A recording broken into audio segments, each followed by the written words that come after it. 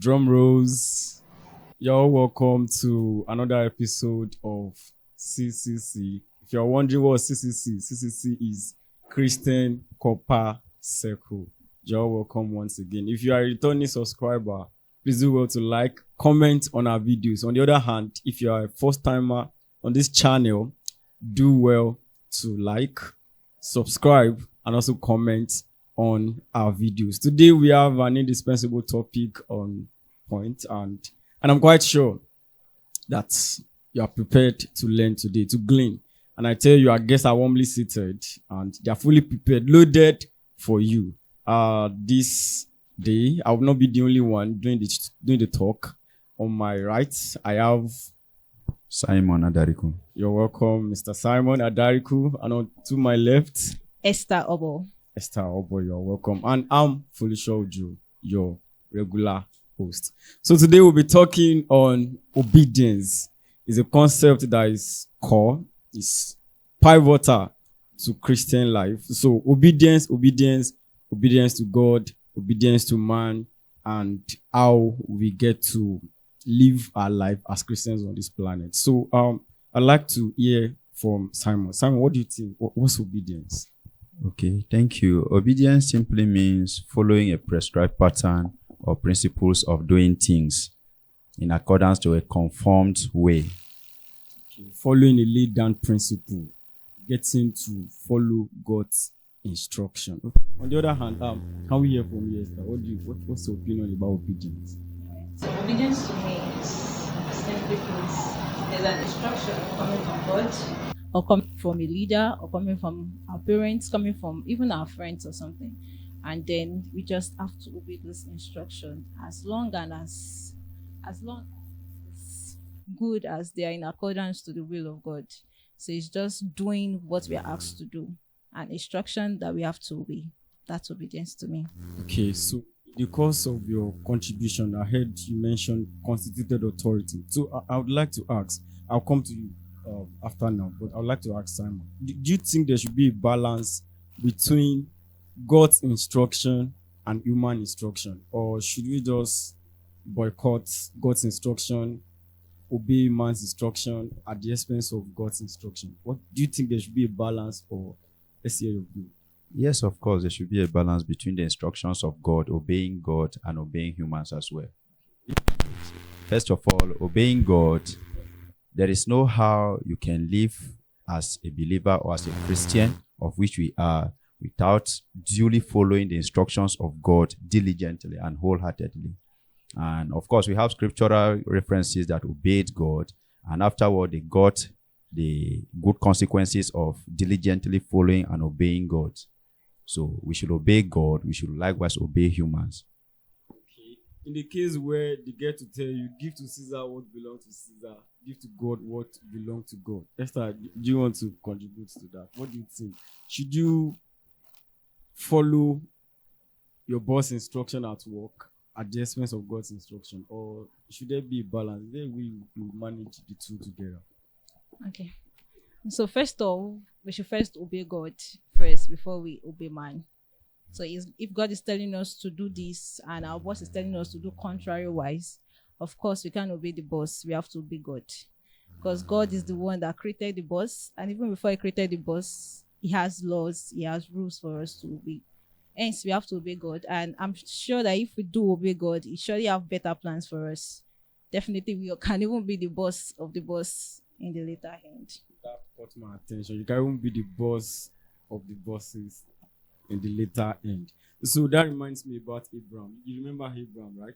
Abraham was a patriarch of faith that obeyed God, and in the end, God favored him. God made him the father of many nations. And today we are all partakers of his blessing, all because he obeyed God's instruction. Obedience is sacrificial. Yes or yes? Do you want to say, you want to comment on that, sir?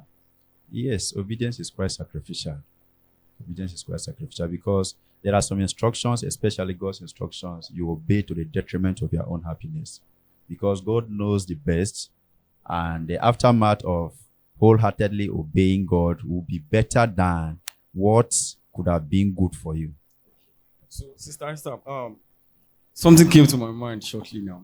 If, for example, now you're supposed to get married to an individual is has received the call of God that is going to be a pastor, and here you are, you've seen the responsibilities pastor's wife has been through over time as a student leader on campus, and currently in campus our Corpers circle, you've been a leader too. You see how it runs. So if God has called your husband now, there's a call to obey God's call. So would you say your husband should cut the call, or you answer the call alongside with your husband? That question is serious.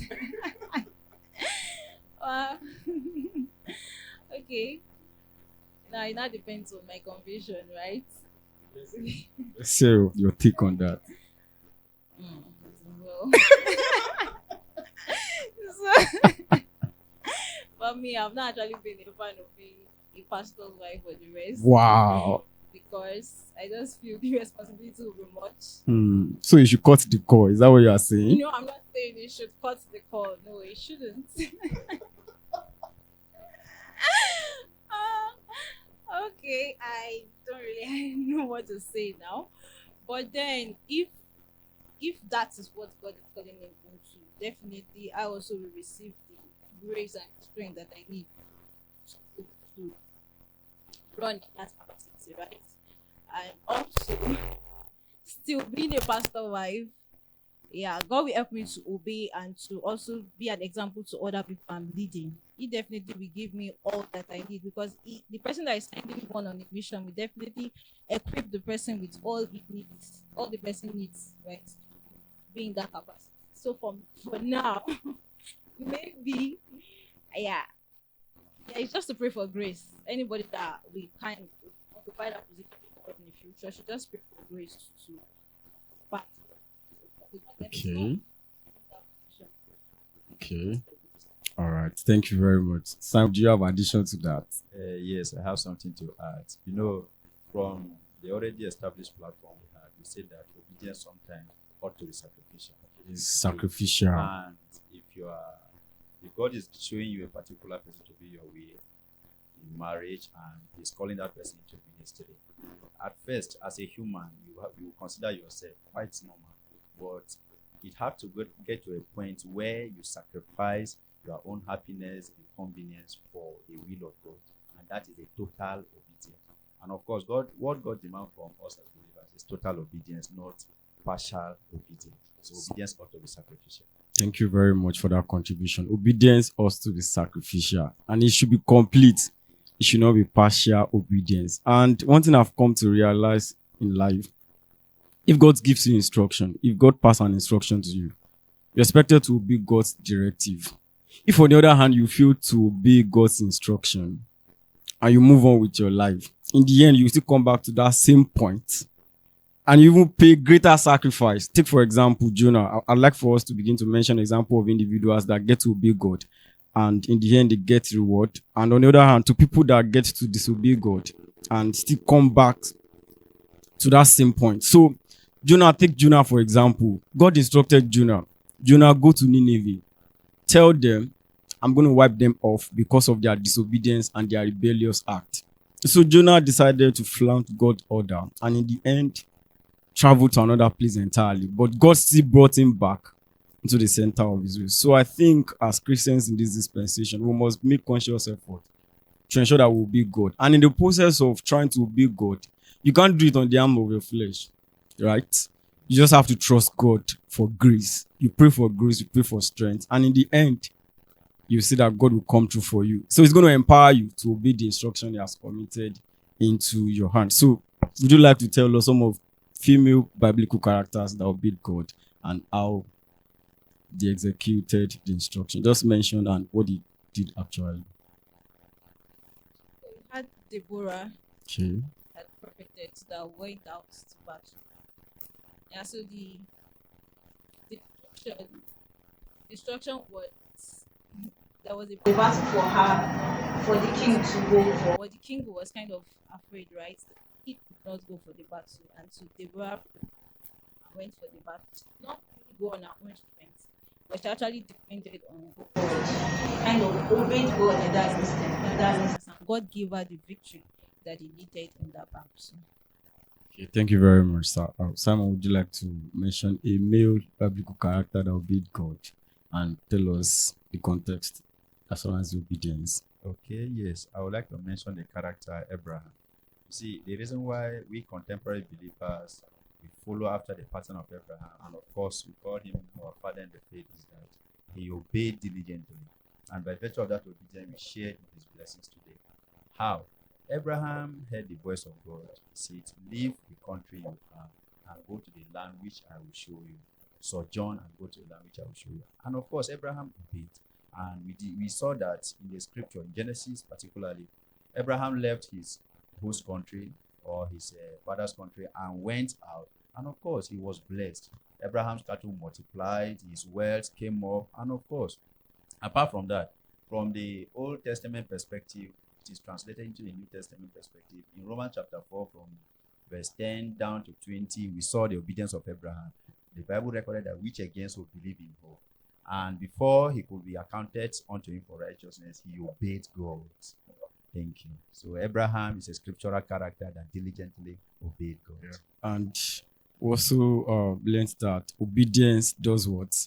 Brings a blessing. So when you obey God, you are blessed eventually. So obedience to God is sacrificial, but you get blessing when you obey God too. So before we round off, I would like for us to mention examples of individuals that disobeyed God and the consequences they face. Would you like to mention one? Could be either male or female biblical character. Just mention. okay, so we saw Solomon the king. Yeah. An instruction was given unto him that he should not marry. There was an instruction, right, that they should not marry from the outer nations, the Eden nation. But eventually he did. He had many wives, he had many concubines, and all of that, and all of the wife he had, they turned his heart away from God. So that instruction God gave was to keep them away, from backsliding. But he disobeyed and he had all of that. And so we saw that his heart was turned away from God. And other kings that came up after him, they still followed in the same path.